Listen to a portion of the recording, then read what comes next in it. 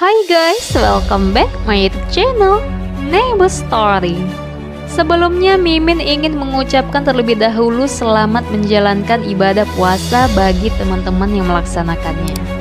Untuk menemani puasa hari ini, Mimin ingin merangkum seluruh alur cerita film Iceland season 1 yang diperankan oleh Cha Eun-woo, Lee Da-hee, dan Kim Nam-gil. Mungkin di antara kalian sudah merasa tidak asing lagi dengan film ini. Selain mendapat rating yang cukup bagus, film ini juga sudah banyak dibahas oleh konten-konten alur cerita lainnya. Ya, semoga Mimin gak terlalu ketinggalan ya guys. Baiklah, karena Mimin udah gak sabar lagi, kita langsung aja ke alur ceritanya. Di awal film kita diperlihatkan oleh sepasang kekasih yang ingin melakukan sesi pemotretan prewedding di Pulau Jeju. Wanita itu mengatakan konon katanya jika mereka memegang hidung dari patung yang ada di sana maka mereka akan dikaruniai anak laki-laki. Lalu tak lama setelah menyentuh patung tersebut, tiba-tiba hal aneh pun terjadi. Mendadak mereka memuntahkan seekor ulat dan tak lama berubah menjadi iblis nafsu. Sepasang kekasih yang kini telah menjadi iblis nafsu berusaha menyerang si fotografer tersebut. Beruntung seseorang segera datang menyelamatkan hidupnya dan membunuh salah satu iblis itu hanya dengan sekali serangan. Ternyata pria itu adalah Van, manusia setengah iblis penjaga Pulau Jeju. Kemudian di tempat lain tampak seorang pendeta begitu panik setelah melihat sebuah gambar yang meramalkan bahwa kegelapan akan segera terjadi dan akan menguasai dunia. Dia meminta rekannya untuk segera memanggilkan seseorang bernama Giovanni yang ternyata itu adalah suaminya Mimin yang tadi pamit ingin meruqyah seorang wanita yang lagi kesurupan.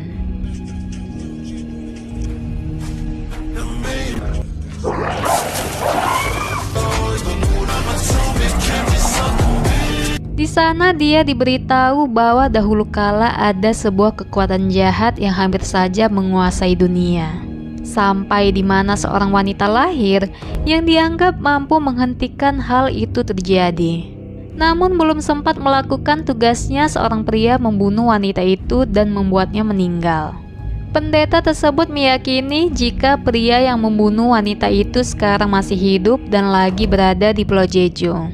Kemudian dia menunjukkan sebuah gambar yang diduga itu adalah wanita dahulu yang kini telah bereinkarnasi untuk menyelamatkan dunia. Di sana dia meminta Giovanni untuk membantu wanita itu dalam menjalankan takdirnya. Di tempat lain kita diperlihatkan oleh seorang putri tunggal dari keluarga kaya raya bernama Won Mi-ho. Hari itu dia dihampiri oleh seorang wanita tua yang tampak begitu kesal. Ternyata wanita itu adalah bibinya Mi-ho. Dia merasa kesal karena tidak diberitahu apa-apa mengenai hotelnya dan malah mengetahui hal itu melalui sebuah artikel. Bukannya menenangkan si bibi, Mi-ho malah balik mengkritik kinerja bibinya yang dianggap tidak becus dalam mengelola hotel yang selalu turun tiap tahunnya. Dia juga mengingatkan bibinya jika dirinya hanya memiliki 17% saham saja. Dan itu artinya Mi-ho lah pemilik saham terbesar. Tentu saja setelah mendengar hal itu membuat bibinya sangat marah, kemudian pergi meninggalkan keponakannya itu. Saat dalam perjalanan mau pulang, mobil Mi-ho tiba-tiba dihadang oleh dua orang preman. Mereka menyalahkan sekretaris Kang karena tidak menyetir dengan baik. Mi-ho yang melihat hal itu segera turun dan meminta maaf. Tapi para preman itu bersikap arogan sehingga Mi-ho terpaksa membantingnya. Ternyata para preman tersebut adalah orang suruhan bibinya untuk menjatuhkan nama baik Mi-ho di mata masyarakat sebab sudah bersikap arogan. Dan benar saja setelah itu besoknya berita mengenai Mi-ho telah tersebar sehingga membuat nilai saham pada grup Daehan menjadi turun drastis. Mi-ho berusaha menjelaskan semua kepada ayahnya, tapi di situ dia malah disuruh untuk pergi ke suatu tempat sampai masalahnya mereda. Di luar ruangan, paman Chang atau asisten pribadi ayahnya Mi-ho menghampirinya. Di sana dia malah memuji keahlian Mi-ho dan memintanya untuk memakai tangan kanannya lebih dalam lagi. Kemudian dia memberi saran kepada Miho agar pergi ke Pulau Jeju untuk membersihkan nama baiknya dengan menjadi relawan guru di sana. Singkat cerita, akhirnya Miho pergi ke Pulau Jeju setelah menerima saran dari asisten pribadi ayahnya. Namun setibanya di bandara, mereka malah dihampiri oleh para wartawan yang sudah menunggu kedatangannya. Sekretaris Kang mencoba menahan para wartawan itu dan meminta Miho untuk segera pergi dari sana. Dan untuk pertama kalinya, setelah menginjakkan kaki di pulau tersebut, tiba-tiba Miho merasakan sesuatu. Setibanya di area parkir, Miho dikejutkan oleh penampakan iblis wanita yang ada di awal scene sedang mukbang organ tubuh seseorang. Melihat kehadiran Miho, iblis itu langsung mengejarnya.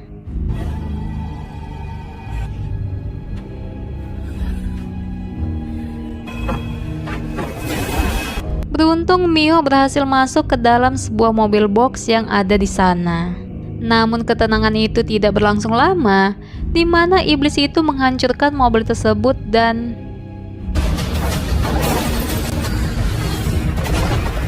ternyata itu adalah Van, sang pembasmi iblis.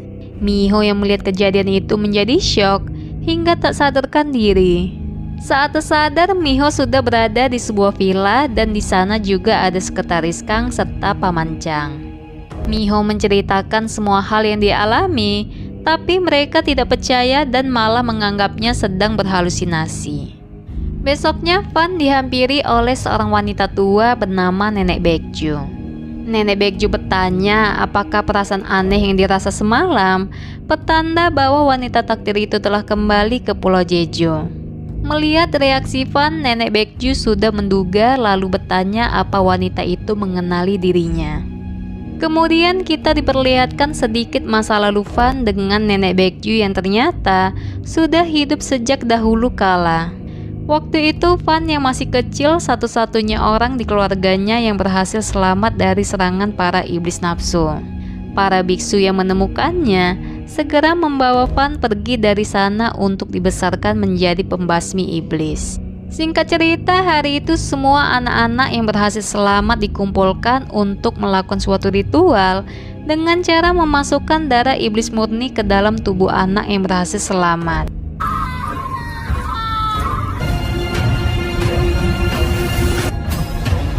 Dan karena eksperimen itu, tersisalah hanya 2 orang saja yang berhasil selamat dan menjadi manusia setengah iblis, salah satunya adalah Van.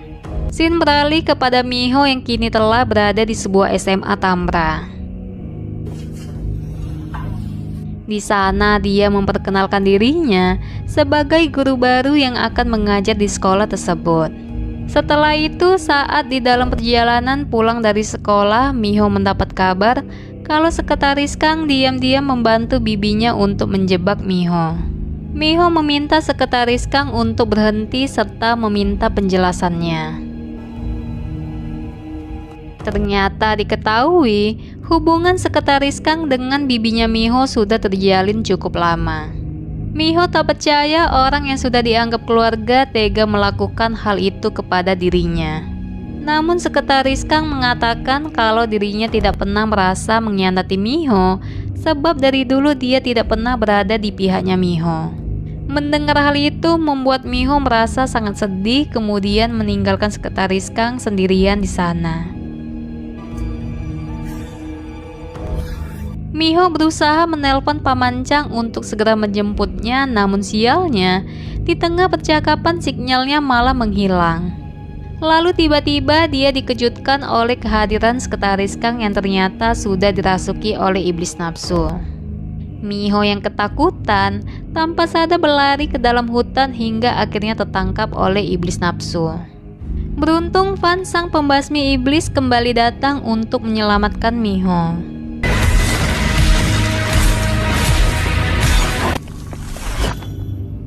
Untuk pertama kalinya dengan jelas Miho melihat wajah seseorang yang telah menyelamatkan hidupnya.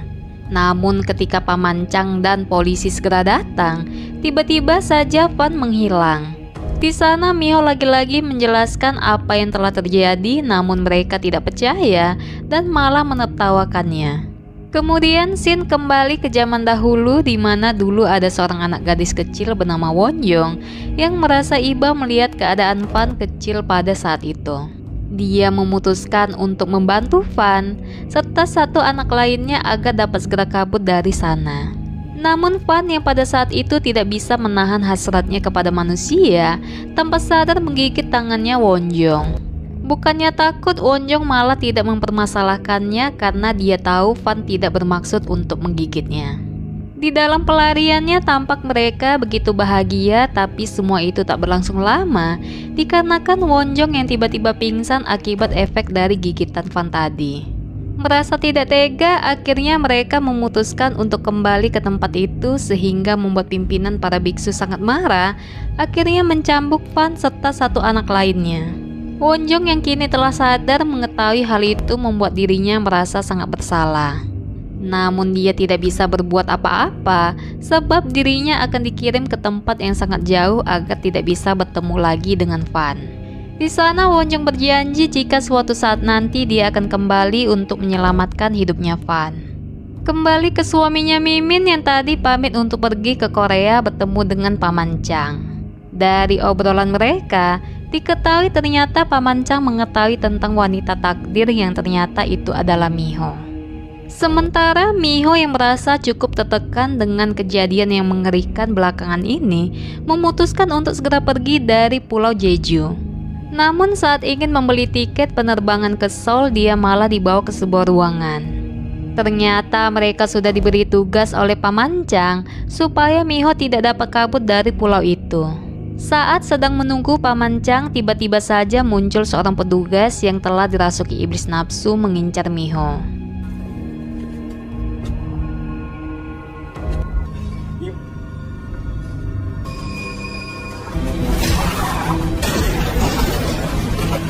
Beruntung Miho berhasil kabur setelah dihadang oleh petugas yang ada di sana. Kemudian dia berlari keluar dari bandara itu dan segera pergi memakai mobil seseorang yang lagi berada di sana. Namun iblis itu malah mengejarnya.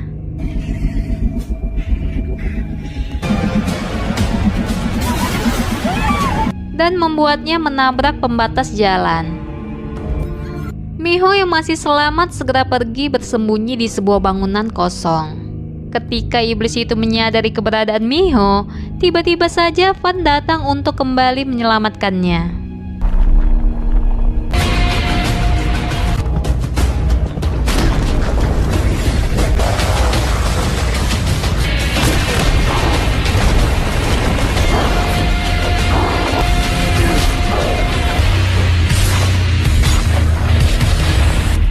Akhirnya lagi-lagi iblis itu dengan mudahnya dihabisi oleh Fan. Miho bertanya kenapa para iblis itu mengejar dirinya. Fan mengatakan kalau itu sudah menjadi takdirnya Miho dan mereka akan terus mengikutinya kemanapun Miho pergi. Sejak saat itu Miho menjadi kepikiran hingga terpaksa meminum obat agar bisa tidur. Lalu tak lama tiba-tiba Fan kembali hadir yang kini di kamarnya Miho. Miho bertanya kepada Fan apa yang harus dia lakukan. Dengan wajah yang datar, Fan malah menyuruh Miho untuk terus bersembunyi. Dengan kekuatan uang yang dia miliki, Miho meminta Fan untuk menjadi pengawal pribadinya dan memintanya menuliskan nominal yang dia mau. Miho juga menyuruh Fan untuk pindah ke tempatnya agar bisa lebih mudah menjaga dirinya. Namun Fan yang dinginnya macam kulkas 12 pintu mengira Miho sedang bergurau dan malah pergi meninggalkannya. Fan yang ingin pergi segera ditahan oleh Miho. Dia memohon agar Fan mau menemaninya untuk malam ini saja sebab dirinya merasa sangat takut.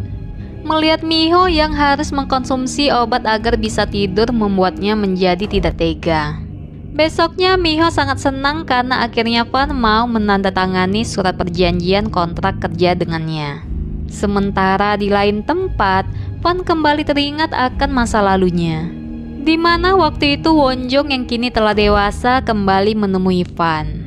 Iya, ternyata Miho adalah reinkarnasi dari sosok gadis kecil bernama Wonjong.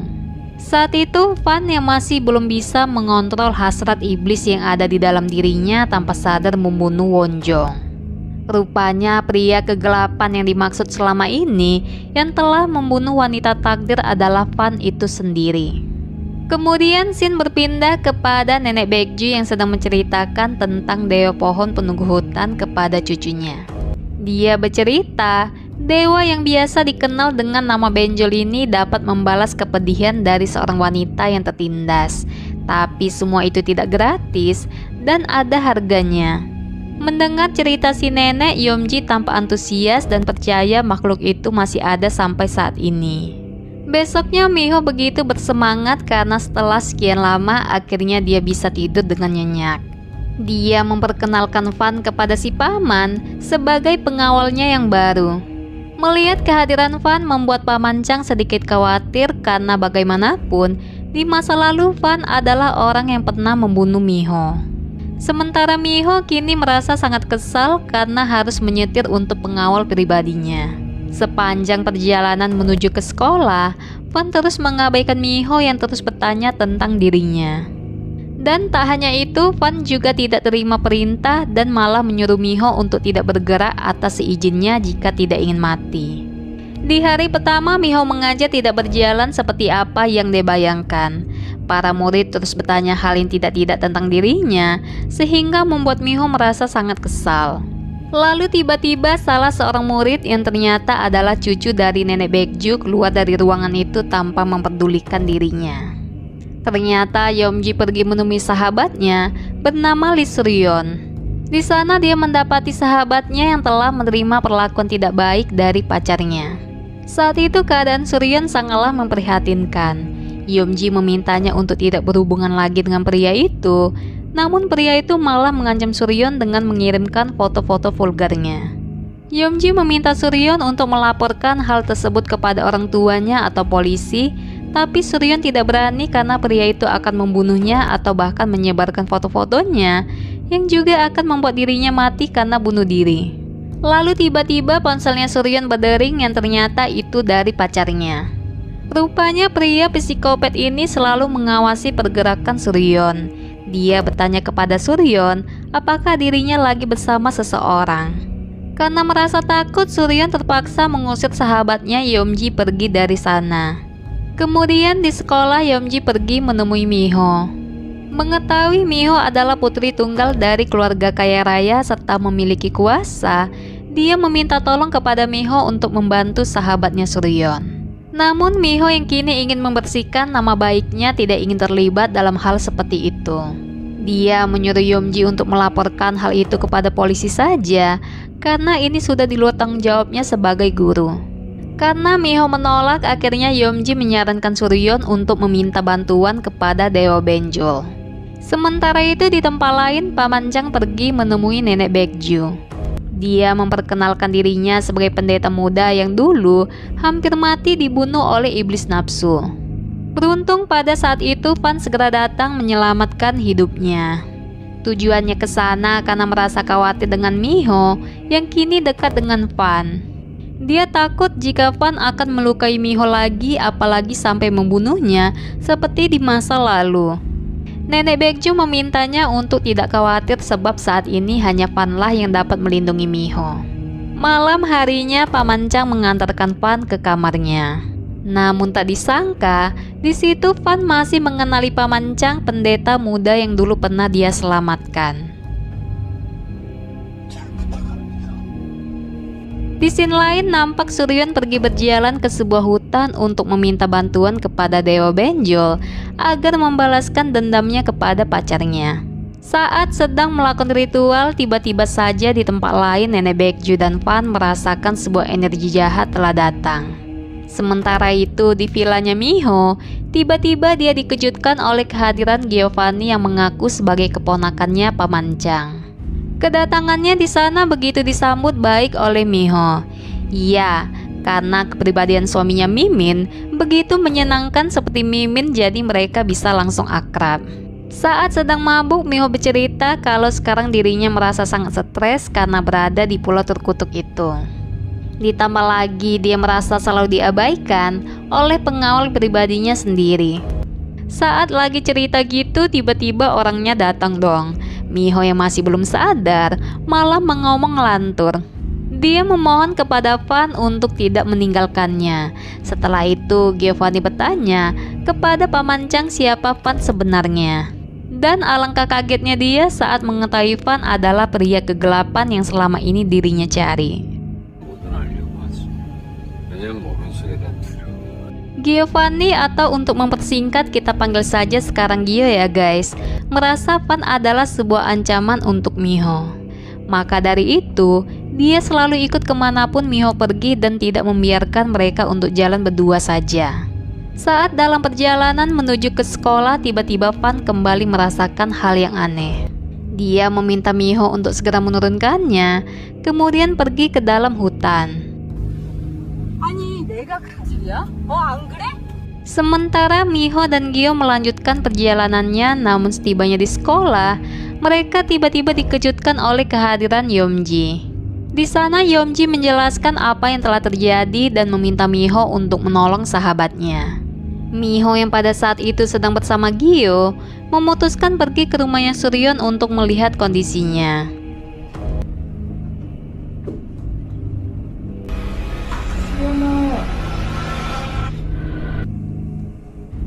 Dan alangkah kagetnya Miho ketika melihat Suryon sudah dalam keadaan kesurupan. Suaminya Mimin yang sudah biasa menangani orang-orang kesurupan segera melakukan ritual pengusiran setan. Namun ternyata iblis laknat itu sengaja memancing kedatangan Miho melalui Suryon agar dapat dibawa ke dimensinya. Di tempat lain, Van yang kini sudah berada di dalam hutan merasakan ada hal yang aneh, di mana pohon Dewa Benjol tiba-tiba menghilang dari tempatnya. Lalu tak lama setelah itu, muncul sesosok pria misterius yang nanti kita akan ketahui dia itu siapa. Kembali ke Miho yang kini telah berada di dimensi lain bersama Gio. Tiba-tiba di sana mereka diserang oleh pohon penunggu Dewa Benjol, yang mana di dalam pohon tersebut terdapat Suryon yang sudah dikuasai oleh perasaan dendam. Beruntung Van segera datang saat Dewa Benjol ingin mencelakai Miho. Akhirnya di sini Van dan Giovanni bekerja sama mengalahkan Dewa Benjol untuk menyelamatkan Suryon.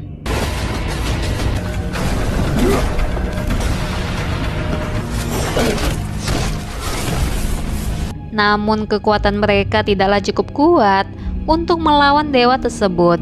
Sementara Miho yang ingin kabur segera ditangkap oleh Dewa Benjol.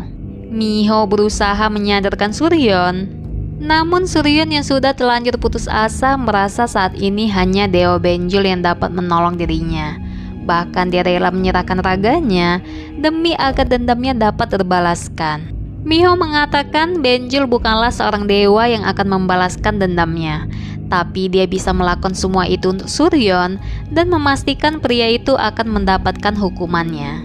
Mendengar hal itu membuat Suryon akhirnya tersadar, namun Dewa Benjol yang sudah terlanjur nyaman tidak mau melepaskan Suryon begitu saja. Sampai di mana saat pohon tersebut ingin melahap tubuhnya Suryon, tiba-tiba saja tubuhnya Miho mengeluarkan cahaya dan menyelamatkan mereka semua. Setelah kejadian itu, Van membuka portal dimensi agar mereka bisa dapat kembali. Ketika sudah berada di kamarnya Suryon, tiba-tiba saja Miho pingsan akibat energi yang tadi dia keluarkan cukup besar. Saat tersadar, Miho sudah berada di rumah sakit bersama Van. Di sana Van menjelaskan apa yang sebenarnya terjadi. Hal itu dikarenakan mereka ingin mengincar Miho sedangkan Suryon hanyalah umpan. Karena pada dasarnya Dewa Benjol tidak akan menyakiti manusia yang tidak bersalah. Hal itu bisa saja terjadi karena dewa itu telah dicemari oleh iblis nafsu.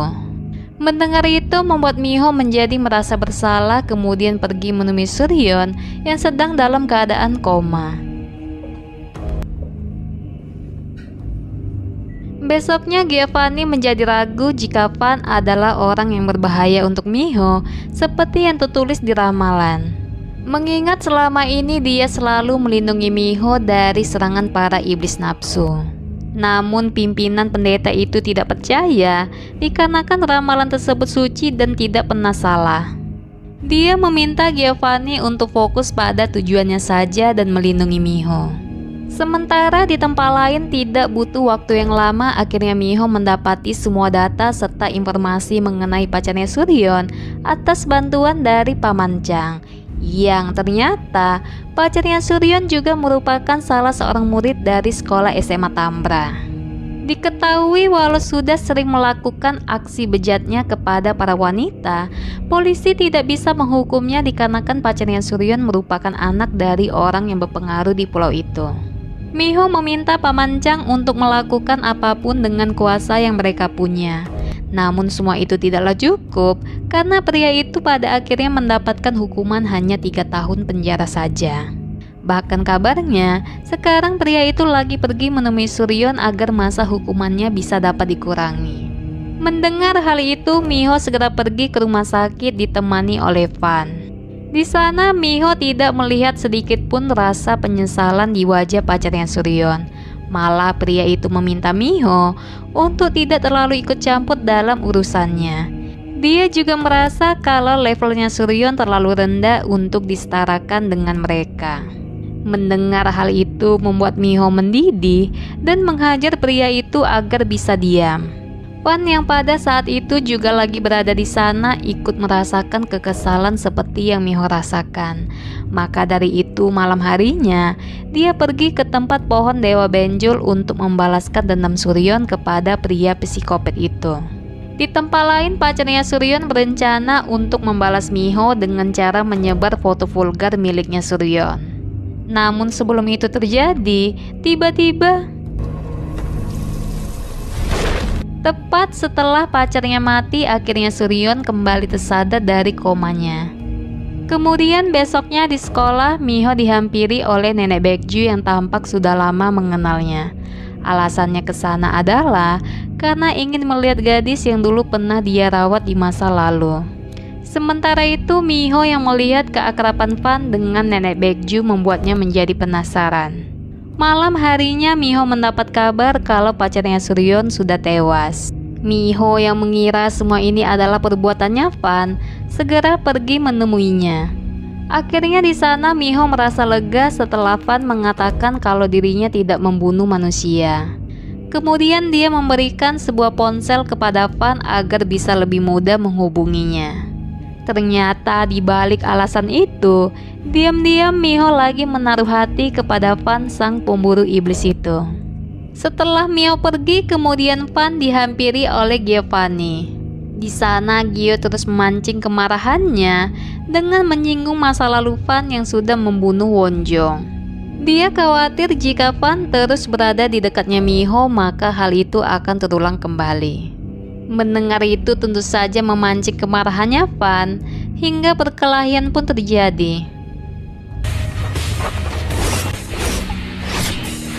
Di sana Gio pergi ke sebuah gedung kosong yang ada di sana, kemudian disusul oleh Van. Ternyata, rupanya di sana Gio sudah memasang jebakan untuk menangkap Van.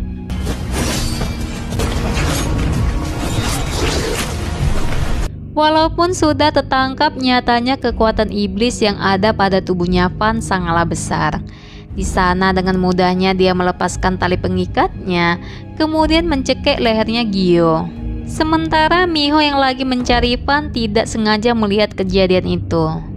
Gio memintanya untuk segera pergi dari sana, namun Van yang sudah dikuasai oleh hasrat iblis yang ada di dalam dirinya tanpa sadar kembali menyerang Miho. Beruntung Van segera tersadar saat pedang itu hampir menusuk Miho. Karena kejadian itu membuat Miho menjadi syok hingga kembali pingsan, sedangkan Van pergi dari sana, meninggalkan Miho bersama Giovanni. Paman Chang bertanya kepada Gio apa yang sebenarnya terjadi. Gio mengatakan jika awalnya dia hanya ingin memastikan apa Van emang berbahaya untuk Miho. Tapi setelah kejadian tadi, dia jadi menyadari walaupun sudah menjadi iblis, Van selalu berusaha untuk melindungi Miho, walau harus mengorbankan tangannya sendiri. Paman Chang mengatakan untuk saat ini hanya Fan yang bisa melindungi Miho. Meskipun begitu, Gyo tidak bisa mempercayakan hal itu sepenuhnya. Dia tetap harus waspada dan melindungi Miho. Di tempat lain, Fan teringat dengan perkataan nenek Baekju yang mengatakan jika dirinya terus memakai kekuatannya, maka dia akan menjadi iblis sepenuhnya. Sementara pria misterius yang ternyata menjadi dalang di balik semua ini adalah Gung Tan. Info sedikit, Gung Tan itu adalah salah seorang anak yang juga berhasil selamat menjadi manusia setengah iblis sama seperti Fan di awal scene tadi. Di sana dia menggunakan darahnya untuk membangkitkan roh dari para iblis-iblis nafsu yang akan menyerang manusia. Singkat cerita, pada hari itu, seorang pendaki melihat pendaki yang lainnya sedang dimangsa oleh seseorang yang telah dirasuki iblis nafsu.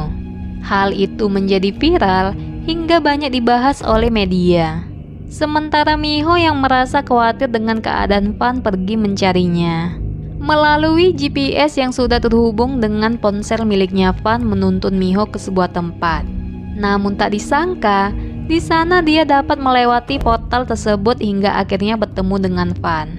Ternyata tujuannya ke sana karena hanya ingin mengobati lukanya Fan yang terjadi karena dirinya. Tapi Fan malah bersikap dingin dan menyuruh Miho untuk pulang. Semenjak hari itu, Miho kembali menjalankan harinya tanpa Fan. Di sana dia didampingi oleh Giovanni yang akan menjadi pengawal pribadinya yang baru. Ya, karena kegantengan suaminya Mimin membuat ciwi-ciwi di SMA Tambra menjerit kecil. Sementara Miho yang melihat Suryon yang sudah kembali ke sekolah segera menghampirinya. Namun sudah berbicara panjang kali lebar, Suryon malah tidak mengenali dirinya. Beruntung Yeomji segera datang dan memberitahu Suryon kalau Miho dan Giovanni ini adalah orang yang dia ceritakan telah membantu Suryon. 정말 감사합니다. 이렇게 학교에서 얼굴 Singkat cerita, setelah pulang dari mengajar, mereka disambut oleh Paman Chang yang sudah menyiapkan makan malam. Lalu tiba-tiba di sana Gyo menerima kabar kalau kakaknya sudah berhasil ditemukan. Sedikit tentang masa lalunya Gyo, di mana dulu dia dan kakaknya bernama Chanhee diadopsi oleh keluarga kaya berasal dari Italia. Namun tak disangka setibanya di sana mereka malah dimanfaatkan dan diambil organnya demi kesembuhan anak dari keluarga itu. Setelah mendapatkan apa yang mereka inginkan, Gyo dibuang begitu saja hingga membuatnya terpisah dengan kakaknya sampai saat ini. Ternyata tidak seperti Gyo, sekarang hidupnya Chanhee sangatlah memprihatinkan. Akibat luka dari masa lalu itu, membuat Chanhee akhirnya bersekutu dengan Gung Tan. Dan tak hanya itu, sekarang Chanhee juga menjadi iblis nafsu yang selalu memburu organ-organ manusia untuk melepas rasa sakitnya. Namun di antara korbannya itu, dia belum juga menemukan apa yang dirinya cari. Ternyata Chanhee juga menjadi dalang di balik kematian pendaki yang lagi viral kemarin. Berbeda dengan iblis yang sebelumnya, Chanhee masih memiliki kesadaran dan dapat kembali ke wujud manusianya berkat bantuan Gung Tan. Kembali ke Miho, di sana dia mengajak Gyo untuk pergi menemui sahabatnya. Setibanya di kafe miliknya Sujin, diam-diam rupanya Fan masih mengawasi Miho dari kejauhan. Ternyata Fan terpaksa melakukan hal itu karena dia tidak ingin Miho terluka lagi karena dirinya. Setelah memastikan Miho baik-baik saja, Fan kemudian pergi ke tempat nenek Baekju. Di sana dia mendengar gosip para lansia kalau ditemukan lagi mayat dengan 12 luka sayatan di tubuhnya. Berbeda dengan yang sebelumnya, korban kali ini tidak diambil organnya. Mendengar hal itu, Fan segera pergi ke rumah sakit ke tempat jasad korban berada. Dan benar saja, setelah melihat korban, Fan menjadi teringat kepada Gung Tan, temannya dahulu yang kini telah lama menghilang. Singkat cerita, besoknya Miho pergi membawa Giovanni ke panti asuhan tempat Gyo dulu tinggal bersama dengan kakaknya. Ternyata Miho mengetahui hal itu setelah mendengar cerita dari Paman Chang semalam. Gio yang berada di sana menjadi teringat akan kenangan bersama kakaknya dulu di tempat itu. 다들 기다리고. Rupanya diketahui jika panti tersebut ilegal dan tidak memiliki izin resmi. Semenjak Gio dan kakaknya dulu diadopsi, panti itu resmi ditutup dan terbengkalai sampai saat ini. Kemudian orang suruhan Miho memberikan sebuah alamat di mana kakak Gio sekarang berada. Namun mereka tak menyadari di tempat lain ternyata Gungtan sedang mengawasinya. Setelah pulang dari sana, Miho mendapat telepon dari Sujin jika sebentar lagi calonnya akan segera ke sana karena ingin memberikan sesuatu kepada Miho. Sementara Gio melalui sebuah alamat yang diberikan, dia pergi menemui Chanhee. Saat dalam perjalanan menuju ke rumahnya Miho, tiba-tiba dia dikejutkan oleh sekilas bayangan hitam yang membuatnya berhenti. Seperti film horor pada umumnya yang membuat Mimin gregetan, pria ini malah memilih untuk keluar memastikan apa yang dia lihat tadi. Dan karena kekepoannya itu, membuat pria tersebut berakhir di surga. Ternyata semua itu adalah ulahnya Gungtan. Di sana dia pergi menemui Fan sambil membawa mayat dari kekasihnya Sujin. Sementara Miho yang ingin keluar melihat kejadian itu membuatnya menjadi histeris. Fan segera mengejar Gungtan untuk menanyakan tujuannya melakukan semua ini. Diketahui ternyata alasan Gungtan melakukan semua itu karena merasa kecewa kepada Wonjong yang dia pikir sudah menipu mereka. Gungtan juga merasa kalau selama ini mereka hanya dimanfaatkan untuk menjadi pemburu para iblis-iblis nafsu. Sementara di tempat lain, berkat bantuan Miho, akhirnya Gio berhasil bertemu kembali dengan kakaknya Chanhee. Melihat keadaan Chanhee yang sekarang membuatnya merasa sangat sedih. Karena itu Gio memutuskan untuk mengajak Chanhee ikut dengannya ke kediaman Miho sampai dirinya menemukan tempat tinggal untuk mereka berdua. Sedangkan Miho yang baru saja pulang berduka, melihat kehadiran Chanhee ikut merasa senang untuk Gio. Setelah itu dia kembali ke kamarnya tanpa menyadari kalau Chanhee ternyata memiliki niat yang buruk kepadanya. Sementara Chanhee bagai hari keberuntungannya, selain dapat kembali bertemu dengan sang adik, akhirnya dia juga dapat bertemu dengan Miho, orang yang selama ini dia cari. Rupanya Gungtan telah memperdaya Chanhee untuk mengambil jantung miliknya Miho jika dirinya ingin terbebas dari rasa sakit.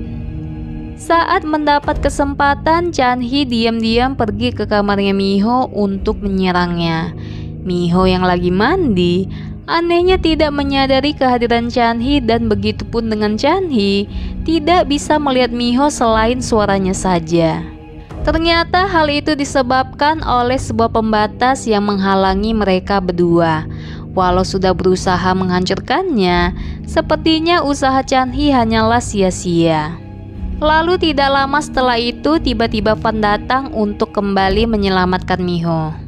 Chanhee yang masih amatiran melihat kehadiran Fan mencoba menyerangnya tanpa mengetahui siapa lawan yang dia hadapi. Sedangkan Gio yang melihat Chanhee hampir mati berusaha menahan Fan. Namun kesempatan tersebut malah dimanfaatkan oleh Chanhee untuk dapat segera kabur dari sana. Merasa Chanhee adalah sebuah ancaman untuk Miho, Fan segera mengejarnya. Namun tiba-tiba di sana, dia dikejutkan oleh serangan bola api yang ternyata berasal dari Gungtan. Akibat dari serangan itu membuat Fan akhirnya terluka cukup parah. Sebenarnya Gungtan tidak ada niatan untuk menghabisi dirinya karena tujuannya hanyalah ingin membunuh Wonjong. Namun karena Fan selalu saja berusaha menggagalkan rencananya, jadi Chanhee tidak bisa tinggal diam. Dia memberikan penawaran untuk Fan, memilih membantunya menghabisi Wonjong atau dia akan mati di tangannya Gungtan. Sementara Miho yang baru saja keluar dari kamar mandi dikejutkan oleh keadaan kamarnya yang sudah berantakan. Di sana dia melihat Giovanni yang tampak sedang terburu-buru karena ingin pergi ke suatu tempat. Menyadari sesuatu telah terjadi, besoknya Miho pergi menemui Fan untuk menanyakan sesuatu. Namun setibanya di sana, dia malah mendapati Fan yang sudah dalam keadaan terluka. Kemudian Fan pun menceritakan semua kepada Miho dan alasan kenapa dirinya selalu dikejar oleh para iblis nafsu. Hal itu dikarenakan Miho adalah reinkarnasi dari sosok suci bernama Wonjong yang diyakini dapat menghentikan kegelapan itu terjadi. Miho yang masih penasaran mencoba menanyakan hal tersebut kepada Paman Chang. Namun si paman malah menyuruh Miho untuk menanyakan hal itu kepada Nenek Baekju. Singkat cerita, di sana Miho pergi menemui Nenek Baekju dan bertanya siapa Wonjong. Nenek Baekju mengatakan kalau Wonjong itu adalah Miho yang kini telah bereinkarnasi. Nenek Baekju bercerita pada masa itu orang yang dapat membuat perisai dan mengurung para iblis nafsu adalah Wonjong. Dan tak hanya itu, Wonjong juga memiliki kelebihan karena kemampuannya yang dapat menyembuhkan segala sesuatu. Miho yang mendengar itu menjadi tertarik dengan kemampuannya yang dapat menyembuhkan seseorang agar dapat menolong Fan. Dia bertanya kepada Nenek Baekju bagaimana cara dia melakukannya. Namun sayangnya Nenek Baekju tidak mengetahui sebab hal itu hanya Miho lah yang dapat melakukannya sendiri, seperti saat dia menolong Suryeon dari pohon penunggu Dewa Benjol. Sementara di tempat lain akhirnya Gyu berhasil menemui Chanhee dan berniat ingin membunuhnya. Walau sudah merasa kecewa, nyatanya Gyu tidak mampu melakukan hal tersebut. Akhirnya dengan kemampuan yang dia miliki, Gyu memutuskan untuk meruqyah Chanhee agar iblis yang ada di dalam tubuhnya dapat hilang.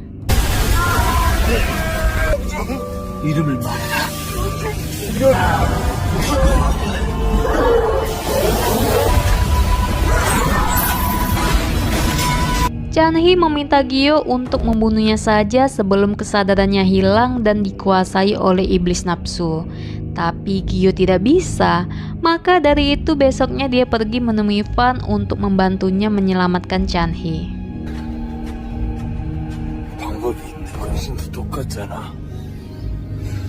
Namun sayangnya Fan tidak bisa melakukannya dan malah mengatakan kepada Gyu kalau itu sudah bukan lagi kakaknya. Tapi Gyu tidak putus asa, dia pergi menemui Miho dan memintanya untuk membantu Chanhee seperti yang Miho lakukan kepada Suryeon.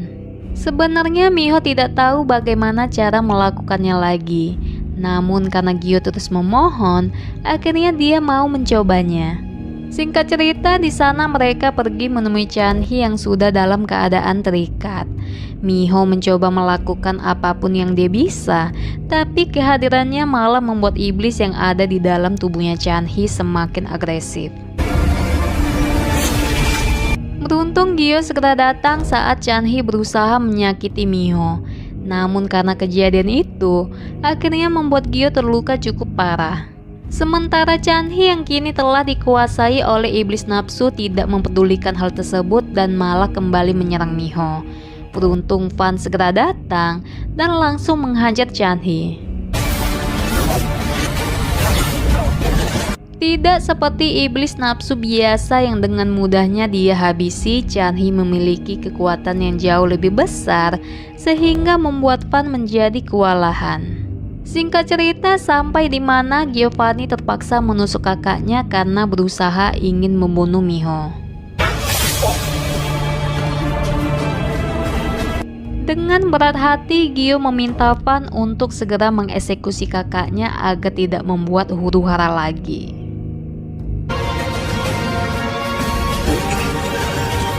Kemudian di akhir scene memperlihatkan Gongtan yang sedang memasuki sebuah markas yang ternyata di dalam itu terdapat banyak sekali pengikutnya dan diantaranya adalah Yeomji yang ternyata sudah lama menjadi orang kepercayaannya Gongtan. Chanhee merupakan gambaran seorang anak yang sebenarnya mengharapkan sosok orang tua di dalam hidupnya. Namun sayangnya, keinginannya itu malah dimanfaatkan oleh beberapa oknum untuk kepentingan mereka pribadi. Tidak punya orang tua, ditipu dan harus kehilangan keluarga satu-satunya yang merupakan adiknya, membentuk trauma tersendiri di kehidupan Chanhee. Karena hal itu membuat dirinya akhirnya bersekutu dengan Gungtan karena ingin terbebas dari rasa sakit itu selamanya. Itulah seluruh rangkuman alur cerita film Iceland Season 1. Jika kalian menyukai video ini, bisa klik tombol like dan subscribe-nya ya. Baiklah, sekian dulu dari video aku kali ini dan sampai jumpa di video selanjutnya. Dadah!